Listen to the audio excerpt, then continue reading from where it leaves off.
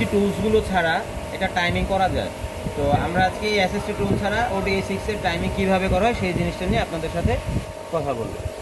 তো আমরা এই হচ্ছে কি আপনার এই যে প্যানেল, আমরা প্রথমে যে ক্যামটা লক করছি আমাদের হ্যান্ডমেড টুলস বানিয়ে নিছি, আমরা নিজের হাতে বানিয়ে নিছি। তো সেটা বানিয়ে আমরা ক্যাম লক করছি, কেন একটা ODA6 এর টাইমিং কিট ফিটিং করার জন্য যে টুলসটা লাগে সেই টুলসটার দাম অনেক টাকা, প্রায় 1 থেকে 1.5 লাখ টাকার উপরে। তো সেই জন্য এটা আমাদের হ্যান্ডমেড ভাবে কীভাবে করা যায় সেই জিনিসটা আমি আপনাদেরকে দেখাই দিচ্ছি।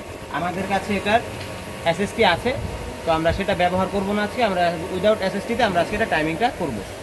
ধন্যবাদ।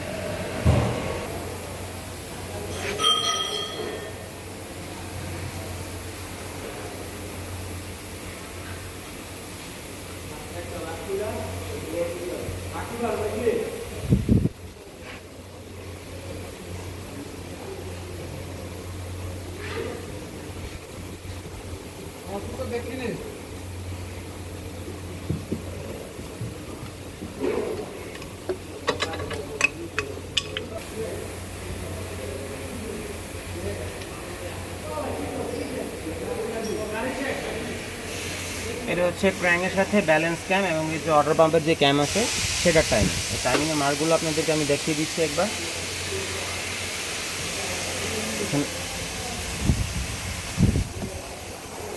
এটা হচ্ছে ব্যালেন্স ক্যাম, এটা হচ্ছে এক্সস্ট সাইডের ব্যালেন্স ক্যাম, এটা হচ্ছে কি ইনটেক সাইডের ব্যালেন্স ক্যাম। আর এটা হচ্ছে কি আপনার ওয়াটার পাম্পের ক্যামশেট পুলি, যেটা হচ্ছে ব্যালেন্স ক্যামের মাধ্যমে এটা ঘুরে আর কি।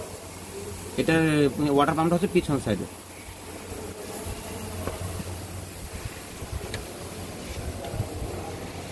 মার্ক পজিশনটা আবার দেখাই দিচ্ছি আপনাদেরকে। এক্সস্ট সাইডের ক্যামের মার্ক, ইনটেক সাইডের ক্যামের মার্ক আছে, ফ্রেম।